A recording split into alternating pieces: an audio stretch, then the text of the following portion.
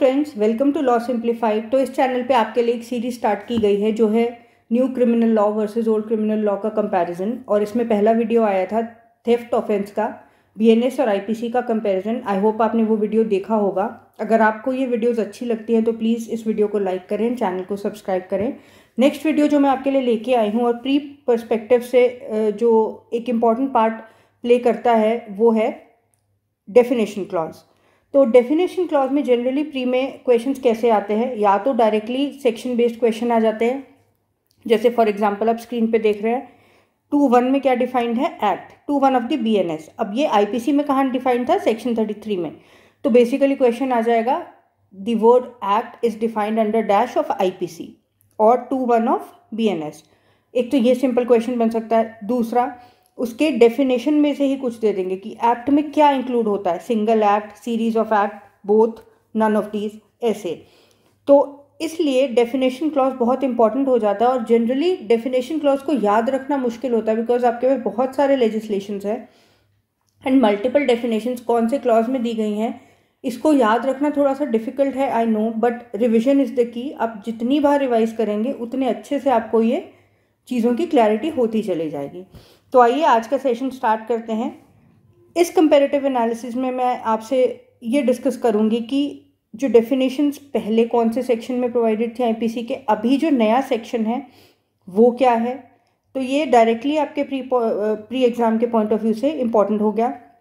Second, क्या वो definition as it is verbatim use की गई है बीएनएस में, या फिर उस डेफिनेशन में भी कोई चेंज है, तो वो आपके लिए मोस्ट इंपॉर्टेंट हो जाएगा अगर आप इस साल कोई भी जुडिशियल एग्ज़ाम देना चाहते हैं तो। क्योंकि जो चेंजेस होते हैं, सबसे पहले कोई भी कमीशन होगी तो उन्हीं को है ना बेस बना के क्वेश्चंस पूछेगी। होना ऐसा ही चाहिए आइडियली। एंड इसीलिए मेरा ये मेन मोटिव है कि आपको बेसिकली आइडिया लगे कि डेफिनेशन क्लॉजेस में क्या क्या चेंजेस हैं और आपके प्री के क्वेश्चंस इससे सॉल्व हो सके। तो लेट्स स्टार्ट। पहला वर्ड है एक्ट। एंड सबसे इंपॉर्टेंट चीज़, आईपीसी में जो डेफिनेशंस अरेंज थी वो किसी अल्फ़ाबेटिकल ऑर्डर में या फिर कोई एक स्पेसिफिक ऑर्डर में अरेंज नहीं थी। बट बीएनएस में आप देखेंगे कि जो डेफिनेशंस हैं, मैंने इस चार्ट को बीएनएस के सेक्शंस के अकॉर्डिंग बनाया, तो आप देख पा रहे होंगे कि डेफिनेशन जो है वो अल्फ़ाबेटिकल ऑर्डर में कर दी गई हैं। तो now it would be easier for you to retain कि कोट, जैसे द वर्ड इज काउंटरफीट का N comes before R, so it would be easier for you to recall कि हाँ ये वर्ड इस सेक्शन में हो सकता है। तो उससे आपका क्या है, एक एलिमिनेशन टेक्निक का जो मेथड होता है प्री के क्वेश्चन सॉल्व करने का, वो अप्रोच आप यूज़ कर सकते हैं, या फिर आपको रिकॉल करने में भी ये इजी रहेगा। तो लेट्स स्टार्ट। तो पहली डेफिनेशन जो है वो है डेफिनेशन सेक्शन 2(1). क्या वर्ड डिफाइंड है, act. The word act denotes a series of acts, okay, and a single act. मतलब कोई कृत्य जो कि एक सिंगल एक्ट है या फिर उसमें कई सारी एक्ट्स इंक्लूडेड है, ठीक है।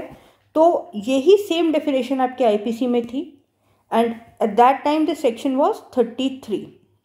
तो ये ज़रूरी नहीं है कि जैसे अगर BNS, BNSS and BSA enforce में आ गए हैं तो आईपीसी, सीआरपीसी एविडेंस को वो totally exam point of view से रिडंडेंट कर दें, बिकॉज अभी भी कोर्ट्स में क्रिमिनल केसेस तो चल ही रहे हैं ना हमारे ओल्ड लेजिस्लेशन से रिलेटेड। एंड अगर आप सिलेक्ट होते हैं तो आपको आईपीसी, सीआरपीसी एविडेंस के केसेस भी देखने पड़ेंगे। तो आप टोटली इस पार्ट को इग्नोर नहीं कर सकते। इसलिए आपको हमेशा जब भी अब पढ़ना है बीएनएस, बीएनएसएस, बीएसए, तो ओल्ड लेजिस्लेशन के कंपैरिजन में ही पढ़ना है, ठीक है। चलते अपनी सेकेंड डेफिनेशन की ओर, वो है animal. It is defined under 2(2) of BNS and it was defined under section 47 of IPC. It means any living creature other than a human being. अब एनिमल में क्या है, ह्यूमन बींग इंक्लूडेड नहीं है, उसके अलावा सारे लिविंग क्रिएचर्स इंक्लूडेड हैं। और यही सेम डेफिनेशन थी हमारी आईपीसी में भी। थर्ड है 2(3) child. Child means any person below the age of 18 years. अब ये बहुत इंपॉर्टेंट हो जाती है आपके लिए, क्योंकि अभी तक जो चाइल्ड है वो हमारा आईपीसी में डिफाइंड नहीं था। There was no definition of word child under the Indian penal code.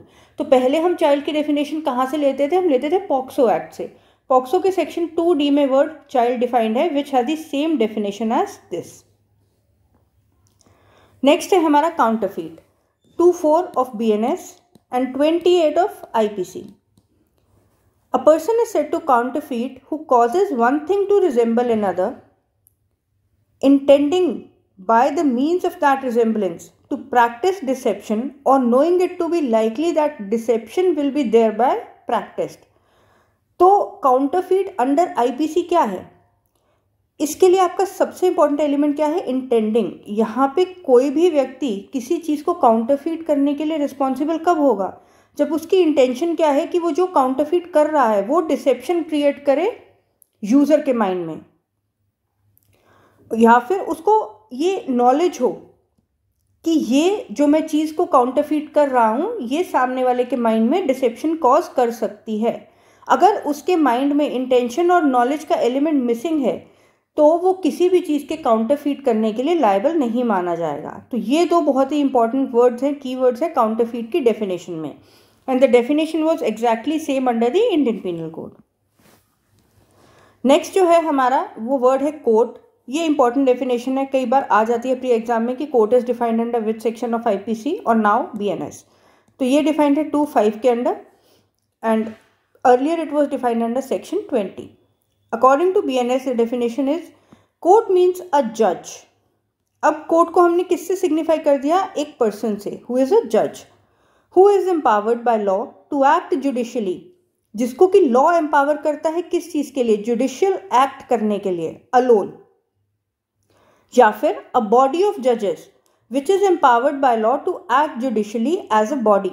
मतलब मल्टीपल जजेस हो सकते हैं but they will act judicially as a single body. When such जज और बॉडी ऑफ जजेस इज एक्टिंग जुडिशियली, तो जब तक वो जज जुडिशियल वर्क कर रहा है तब तक उसे क्या कहा जाएगा? उसे कोर्ट कहा जाएगा। दैट इज, अगर कोई जज आउटसाइड द कोर्ट या फिर जुडिशियल एक्टिविटी जो उसके ऊपर सरकार या फिर हमारा लॉ इम्पोज करता है, कोई कार्य करता है, तो उसका वो एक्ट इस डेफिनेशन के अंडर नहीं आएगा। दैट मीन्स उस समय उनको कोर्ट की डेफिनेशन के अंडर इंक्लूड नहीं किया जाएगा। तो आइए देखते हैं हमारी डेफिनेशन सेक्शन 20 के अंडर क्या थी। तो सेक्शन 20 के अंडर जो वर्ड डिफाइंड थे वो था court of justice and not court. और डेफिनेशन क्या थी? The word court of justice denotes a जज who is empowered by law to act alone. ये डेफिनेशन एग्जैक्टली सेम है, बस अब क्या है नोमेनक्लेचर में चेंज कर दिया है। Now the word defined is court और पहले क्या था? Court of justice. Section 2(6) of BNS defines death and it means the death of a human being unless contrary appears from the context. पहले ये गिवन था सेक्शन 46 ऑफ आईपीसी में और इसका मतलब क्या है? Death of a human being unless contrary appears from the context. तो death under Indian penal code और Bharatiya Nyaya Sanhita is death of a human being and not an animal or any other creature. 2(7) dishonestly, ये बहुत important word है, not only from the perspective of definition but IPC के बहुत सारे ऐसे offences हैं जो इस वर्ड पे टिके हैं। एंड आपने अभी ऊपर पढ़ा कि इंटेंशन होनी चाहिए किसी को डिफ्रॉड करने की, काउंटरफीट में डिसेप्शन कॉज करने की, या फिर नॉलेज होनी चाहिए। तो बेसिकली डिसऑनेस्टली क्या है? जिसकी इंटेंशन क्लियर नहीं है। आइए एग्जैक्ट मीनिंग इसका देखते हैं।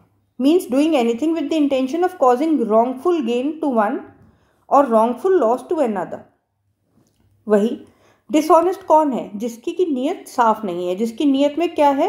या तो किसी को रॉन्गफुल गलत तरीके से गेन पहुंचाने की सोच है या फिर गलत तरीके से उसका लॉस करवाने की सोच है। तो दोनों ही केसेस में he will fall under dishonestly. ये डिफाइंड था सेक्शन 24 ऑफ आईपीसी में। Whoever does anything with the intention of causing wrongful gain to one person or wrongful loss to another person is said to do that thing dishonestly. बस यहाँ पे क्या है, wordings में थोड़ा refresh किया गया है, बाकी एग्जैक्टली सेम है definition. Next is document. Document is defined under section 2(8) of the Bharatiya Nyaya Sanhita and 29 of Indian penal code and it means any matter expressed or described upon any substance by the means of letters, figures or marks or by more than one of those means and includes electronic records and digital records intended to be used or which may be used as evidence. अब कहीं पे भी किसी भी चीज़ पे यदि कोई व्यक्ति लेटर, फिगर या मार्क्स के माध्यम से ऐसी चीज़ रिकॉर्ड करने की कोशिश करता है जिसको कि एविडेंस की तरह फ्यूचर में यूज़ किया जा सकता है, तो हर वो चीज़ इज़ अ डॉक्यूमेंट। और इसके जो इलस्ट्रेशन है वो बहुत इंपॉर्टेंट है, वो आप ज़रूर एक बार है ना बेयर एक्ट रेफर कीजिएगा, because a caricature is a document. ये एक इलस्ट्रेशन मेंशन्ड है और ये प्री एग्जाम में कई बार पूछ ली जाती है। कैरिकेचर इज़ अ डॉक्यूमेंट, कोई भी ऐसा पोर्ट्रेयल जो कि एविडेंस के लिए यूज़ करने के पर्पज से रिकॉर्ड किया गया है, किस फॉर्म में, लेटर, फिगर या मार्क्स की फॉर्म में। अब आइए देखते हैं आईपीसी में क्या डिफरेंस था। The word document denotes any matter expressed or described upon any substance by means of letter, figures or marks or by more than one of these means intended to be used. अब देखिए पूरी definition यहाँ तक same है और ये part भी same है, इसके बीच में अब क्या इंक्लूड कर दिया गया है, इलेक्ट्रॉनिक एंड डिजिटल रिकॉर्ड्स। तो ये इसलिए आपके एग्जाम पॉइंट ऑफ व्यू से इंपॉर्टेंट हो जाता है। नेक्स्ट डेफिनेशन पे चलते हैं। 2(9) fraudulently, this means doing anything with the intention to defraud but not otherwise. तो मतलब इसका ये हुआ कि फ्रॉड्यूलेंटली कोई भी कृत्य कोई व्यक्ति तभी करेगा जब उसकी इंटेंशन कैसी है, किसी को डिफ्रॉड करने की, किसी भी कृत्य को किया गया हो जो कि किसी को धोखा देने की नीयत से किया गया है, तो वो एक्ट क्या होगी, फ्रॉड्यूलेंट एक्ट होगी। और ये डिफाइंड था आईपीसी के सेक्शन 25 में, और डेफिनेशन में कोई चेंज नहीं है। Gender, now the gender word is defined under section 210 and it means the pronoun he and its derivatives are used for any person whether male or female or a transgender। तो अभी क्या किया गया है, तो पहले जो जेंडर वर्ड था वो डिफाइंड था सेक्शन 8 ऑफ आईपीसी के अंडर। अब पहले भी क्या था, जहाँ पे भी वर्ड ही यूज़ किया गया है तो वो ही और शी दोनों के लिए यूज़ किया गया है, ये मानना था। लेकिन अब क्या है, वो ही, शी और ट्रांसजेंडर के लिए भी यूज़ किया गया है। तो this has been added by Bharatiya Nyaya Sanhita, therefore it becomes very important for you.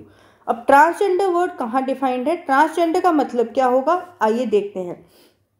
Transgender shall have the meaning assigned to it under clause K of section 2 of which act, transgender persons protection of rights act. ठीक है, तो transgender का meaning हमें कहाँ से लेना है, इस सेक्शन से ऑफ दिस लेजिस्लेशन। नेक्स्ट हमारा आता है गुड फेथ। तो अब जो गुड फेथ है वो डिफाइंड है सेक्शन 211 में, and earlier it was defined under 52 of IPC. Nothing is said to be done or believe to be done in good faith which is done or believe without due care and attention. तो good faith से अगर कोई भी कार्य किया गया है तो उसके दो एलिमेंट्स बहुत इंपॉर्टेंट है, क्या, ड्यू केयर एंड अटेंशन। ठीक है, तो ये हैं इस डेफिनेशन के दो keywords, and this was exactly same under section 52 of IPC. Section 212 define करता है गवर्नमेंट को, विच मीन्स सेंट्रल गवर्नमेंट और स्टेट गवर्नमेंट। ठीक है, और पहले ये डिफाइन था सेक्शन 17 में, having exactly the same meaning. Next आता है harbour, section 213। It include supplying a person with food, shelter, drink, money, clothes, arms, ammunition or means of conveyance or assisting a person by any means whether of the same kind as those enumerated in this clause or not to evade apprehension। मतलब किसी को शरण देना, वो किस form में हो सकती है, पैसे के फॉर्म में, खाने के फॉर्म में, किसी को छुपाने के फॉर्म में, किसी को ट्रांसपोर्ट प्रोवाइड कराने के फॉर्म में, वो किसी भी फॉर्म में हो सकती है।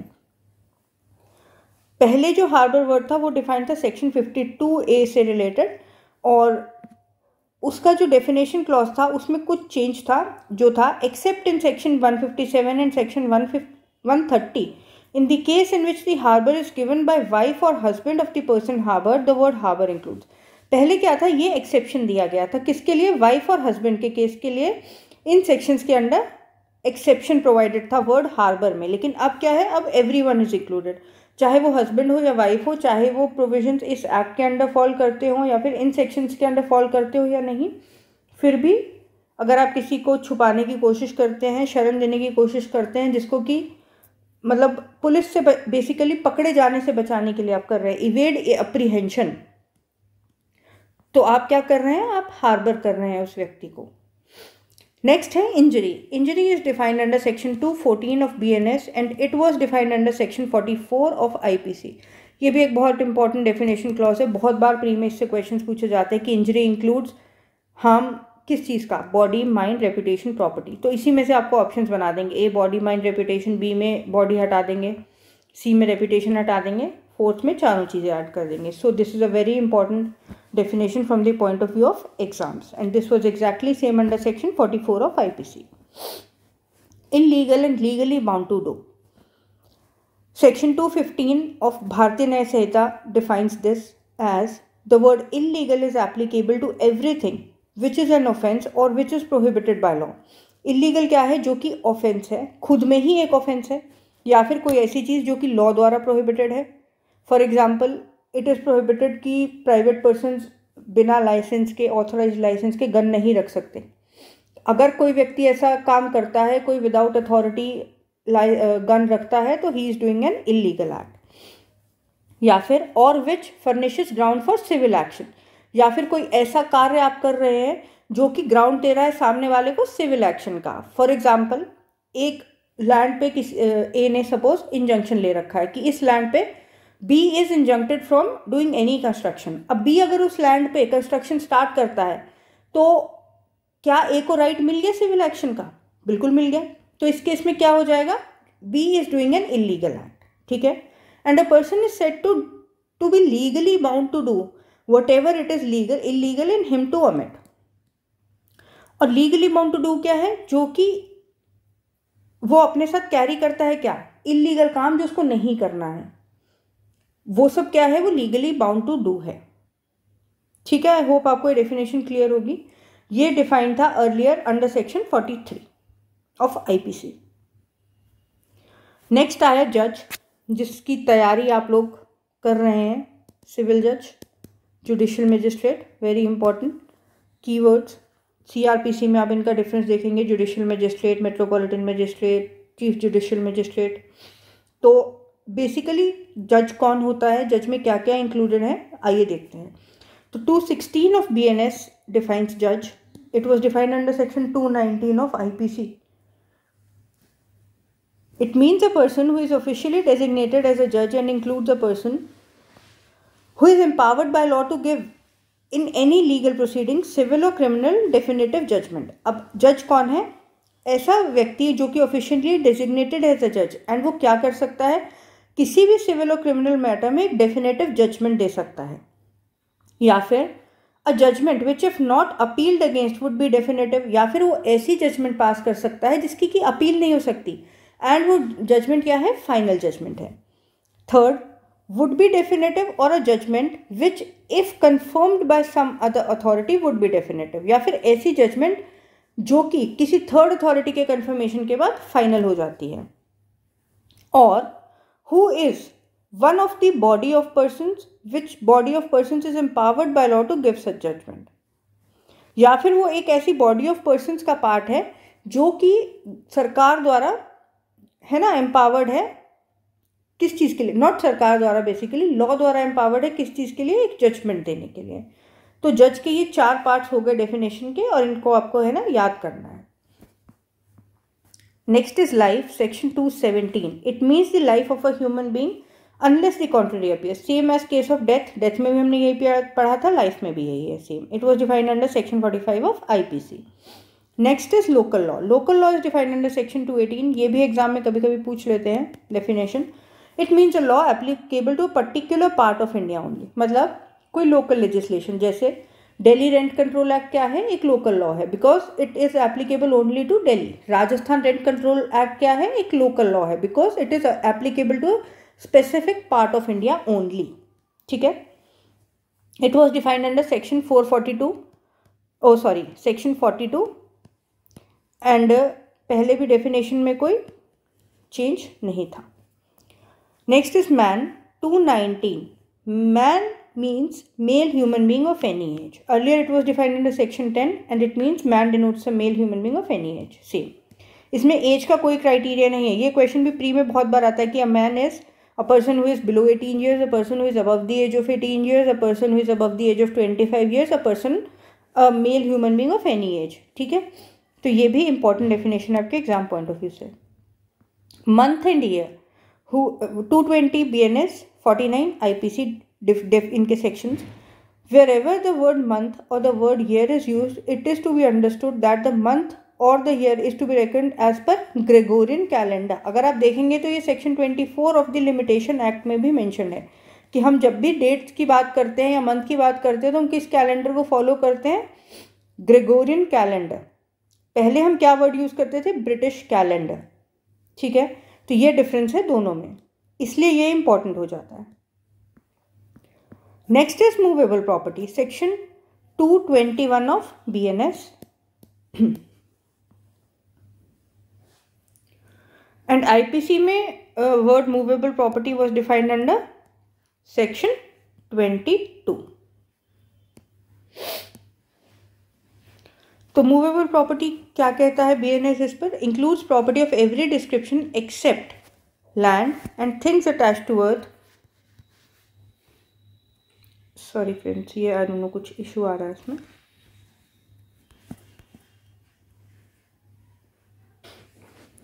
Movable property includes property of every description except land, things attached to earth or permanently fastened to anything which is attached to earth। तो movable property क्या है? ऐसी कोई भी प्रॉपर्टी जो क्या नहीं है? लैंड नहीं है, थिंग्स अटैच टू अर्थ नहीं है और परमानेंट पार्ट फॉर्म नहीं करती किसका? Anything which is attach to earth. तो इसकी डेफिनेशन जब हम ट्रांसफर ऑफ प्रॉपर्टी एक्ट पढ़ेंगे तब डिटेल में समझेंगे, अभी के लिए बस आपको इसका डेफिनेशन क्लॉज याद रखना है। IPC में ये कैसे डिफाइन किया ये देखते हैं। The word movable property are intended to include corporeal property of every description except land and things attach to earth or permanently fastened to earth to anything which is attach to earth. तो basically rephrase किया है words को, as definition में कोई major change नहीं है। Major क्या? कोई भी चेंज नहीं है। देन आता है नंबर, सेक्शन 222। अनलेस 222 को आप ये मत समझना 2222, सेक्शन 2 का clause 22। Unless the contrary appears from this context, words importing the singular number include the plural number and the words importing the plural number include singular number। तो यहाँ पे क्या है? जहाँ नंबर लिखा है उसको हमको नंबर्स भी पढ़ना है और जहाँ नंबर्स लिखा है that will be number also, मतलब प्लूरल सिंगुलर क्यूमुलेटिव वे में हमें इसे पढ़ना है। और ये डिफाइन था सेक्शन 9 ऑफ IPC में। ओथ, सेक्शन 223, इसको हम सेक्शन 2 क्लॉज 23 बोलते हैं बेसिकली, लेकिन टू बी मतलब फ्लो में हम लोग इसको 223 उस सेंस में बोल देते हैं कि सेक्शन 2 का clause 23, but don't take it as 223 okay. Includes a solemn affirmation substituted by law for an oath and any declaration required or authorised by law to be made before a public servant or to be used for the purpose of proof whether in court or not। तो ये है simple सी definition oath की। Section 51 of IPC इसको कैसे define करता था ये देखते हैं। The word oath includes a solemn affirmation substituted by law for an oath and any declaration required by authorised person. I think it is more or less same, whether in a court of justice or not. पहले word court of justice defined था, इसलिए यहाँ पे court of justice use हो रहा है, और अभी उसको चेंज कर दिया कोर्ट, तो इसीलिए यहाँ पे कोर्ट यूज हो रहा है। ऑफेंस की डेफिनेशन फ्रेंड्स बहुत लंबी है, तो वो आपको है ना सेक्शन से रेफर करनी पड़ेगी। सेक्शन 2 क्लॉज 24 में गिवन है और पहले ये 40 में गिवन थी। तो बेसिकली ऑफेंस की डेफिनेशन में कुछ भी चेंज नहीं है। तो आइए देखते हैं इसको बेयर एक्ट से। IPC का सेक्शन 40 डिफाइन करता था offence, which means except in the chapters and sections mentioned in clause 2 and 3 of this section the word offence denotes a thing made punishable by this code. Offence क्या है? कोई भी ऐसी act जो कि यह कोड पनिश करता है, that is made punishable by the Indian penal code in chapter 4, और ये सब सेक्शंस दे रखे हैं। The word offence has the same meaning when the thing punishable under the special laws or local laws is punishable under such law with imprisonment for a term of 6 months or upwards whether with or without fine। अब ये definition का part क्या कहता है कि इन sections में या फिर किसी स्पेशल या लोकल लॉ में ऐसा एक्ट जो कि पनिशेबल है किस चीज़ से? Imprisonment of more than 6 months या फिर फाइन या फिर बिना फाइन के, तो वो भी क्या होगा? ऑफेंस होगा। अब जहाँ पे भी ये नंबर आ जाता है 6 months 3 months, ये आपके लिए इंपॉर्टेंट हो जाता है। तो इस केस में आपको ये डेफिनेशन में ये ड्यूरेशन याद रखना है। नेक्स्ट है omission 2 clause 25। It denotes as well a series of omissions as a single omission. मतलब सिंगल ओमिशन भी, सीरीज ऑफ ओमिशंस भी सिंपली जैसे कि एक्ट था वैसे ही ओमिशन डिफाइंड है, और पहले ये डिफाइंड था 33 में वर्ड एक्ट के साथ ही। As omission denotes series of omission as single omission, ठीक है, इसमें कुछ चेंज नहीं है। Then person 2 clause 26 includes any company or association or body of persons whether incorporated or not. The word persons include any company or association or whether incorporated or not, ठीक है। तो बस आपको सेक्शंस रखने हैं याद, इसमें डेफिनेशन में कोई भी चेंज नहीं है। Public section 227 it includes any class of public और एनी कम्युनिटी, सेम वर्डिंग्स में यूज है, डिफाइंड था आईपीसी में। पब्लिक सर्वेंट, अब इसकी भी डेफिनेशन बहुत बड़ी है तो ये भी हमें डायरेक्टली बैरेक्ट से ही रेफर करनी पड़ेगी, लेकिन ये एक इम्पॉर्टेंट डेफिनेशन है जिसमें कि क्वेश्चन हमारा डायरेक्ट सेक्शन से भी आता है, और कौन पब्लिक सर्वेंट है ऐसे फैक्चुअल क्वेश्चंस भी आते हैं। तो आइए देखते हैं इस डेफिनेशन को फ्रॉम दी बैरा। Public servant. The word public servant denotes a person falling under any of the descriptions here and after following, namely, every commissioned officer in military, navy or air force. ठीक है, every judge including any person empowered by law to discharge whether by himself or as a member of body of persons.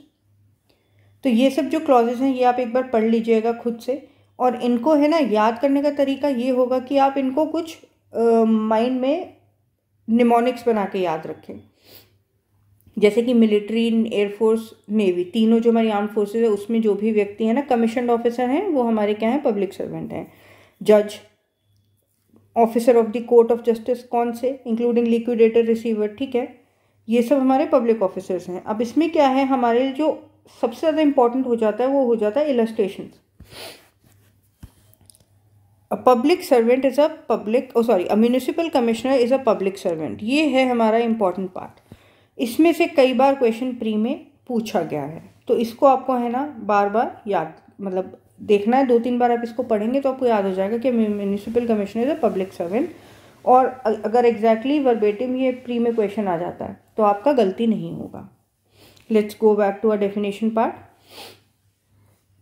2 clause 26 हमारा कहता है reason to believe, a person is said to have reason to believe a thing if he has sufficient cause to believe क्या, that thing but not otherwise. मतलब किसी भी व्यक्ति के पास किसी चीज़ को मानने का रीज़न तब है जब उसको यह सफिशिएंट कॉज है बिलीव का कि वो चीज़ है, that exist and not otherwise.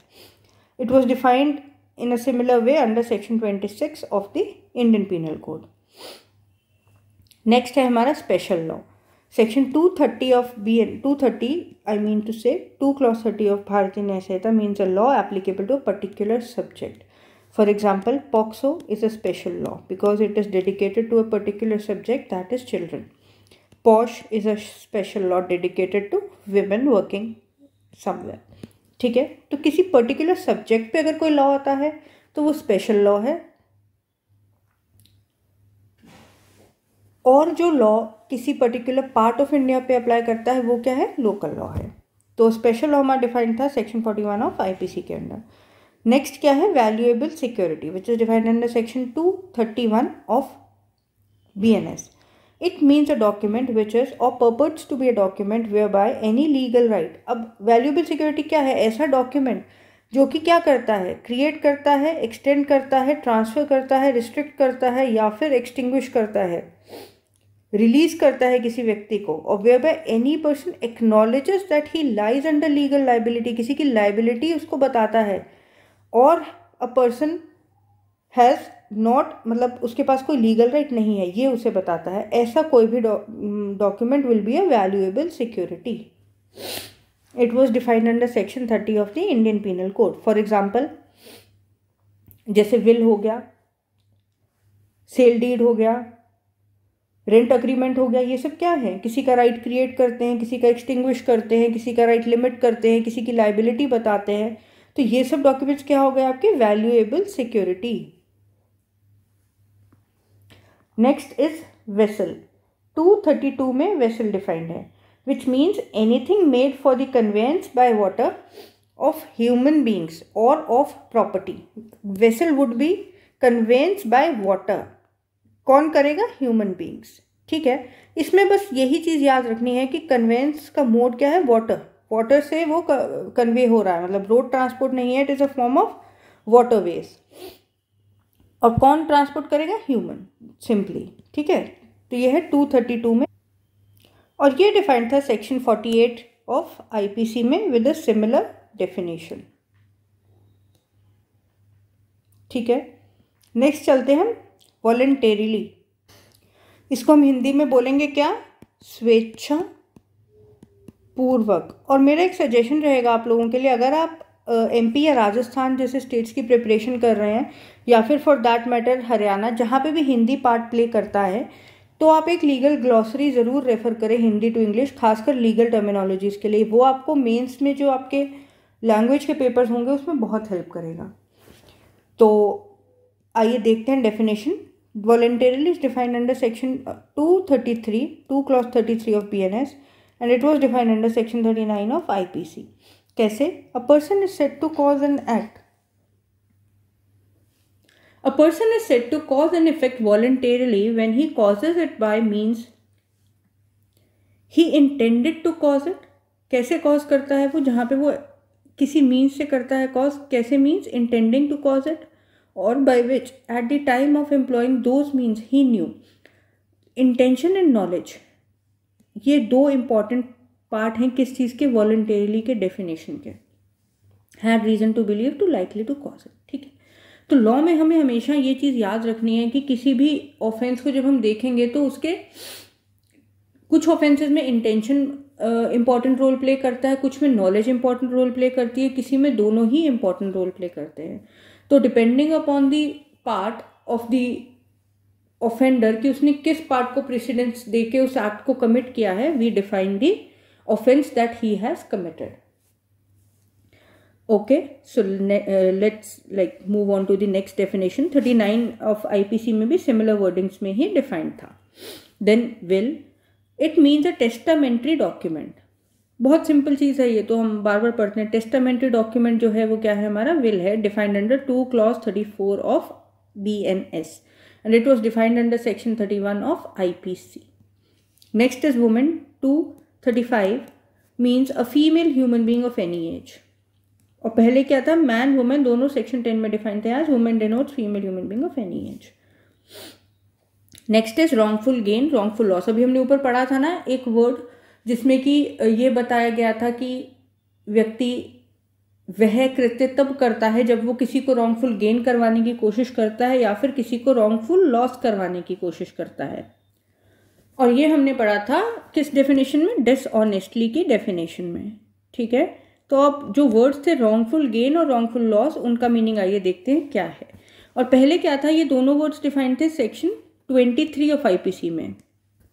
अभी क्या है? They have been separated. Wrongful gain is defined under section 2 clause 36 and it means gain by unlawful means of property to which person gaining it is not legally entitled.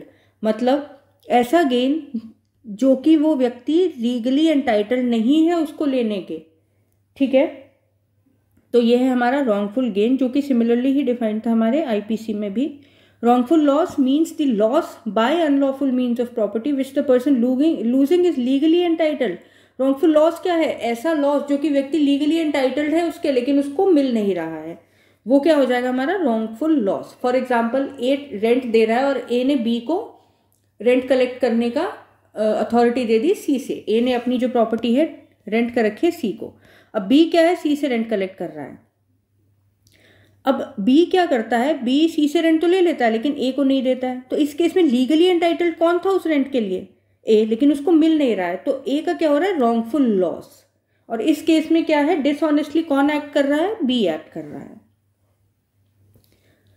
ठीक है, और ये भी defined था section 23 of IPC में। Next, gaining wrongfully और losing wrongfully, ये defined है हमारा 238 ऑफ बीएनएस में, लेकिन आईपीसी में डिफाइंड था सेक्शन 23 अगेन। तो सेक्शन 23 में पहले हमारे 3 डेफिनेशंस थे, wrongful gain, wrongful loss, gaining wrongfully, losing wrongfully. ठीक है, अब इसका डेफिनेशन पढ़ते हैं। A person is said to gain wrongfully when such person retains wrongfully. अब गेन रॉन्गफुली में क्या क्या आता है? रिटेंशन आता है एज वेल एज अक्वायरिंग आता है।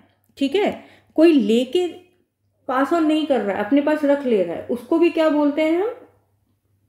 Gaining wrongfully. And losing wrongfully, a person is said to lose wrongfully when such person is wrongfully kept out of the property as well as when such person is wrongfully deprived of property. या तो उसको kept out रखा जा रहा है या फिर उसे deprive किया जा रहा है उसकी लीगल चीज़ों से जिसका वो अधिकारी है। ठीक है, तो ये था हमारा definition clause basically. Section 239 of BNS means words and expressions used but not defined in this Samhita but defined in the Information Technology Act या फिर भारतीय नागरिक सुरक्षा संहिता shall have the meanings respectively assigned to them। मतलब BNS के ऐसे शब्द जो कि इस संहिता में डिफाइंड नहीं है लेकिन वो डिफाइंड है या तो IT एक्ट में या फिर BNSS में, तो उनकी डेफिनेशन हम इन एक्ट्स के अकॉर्डिंग मानेंगे। ठीक है, तो ये था आज का लेक्चर। आई होप आपको ये लेक्चर पसंद आया होगा। प्लीज़ मुझे सजेस्ट कीजिए कि मैं इन लेक्चर्स को कैसे इंप्रूव कर सकती हूँ ताकि आपके लिए ये और ज़्यादा हेल्पफुल बन सकें।